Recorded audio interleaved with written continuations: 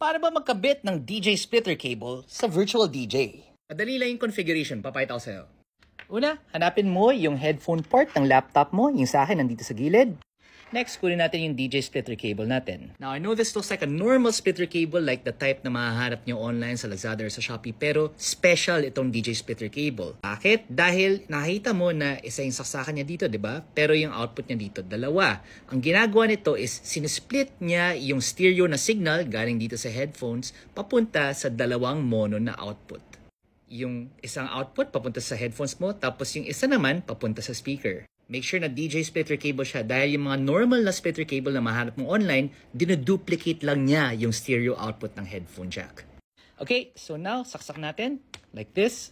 Then punta tayong settings, go to audio, and then make sure na i-highlight natin yung stereo to mono splitter.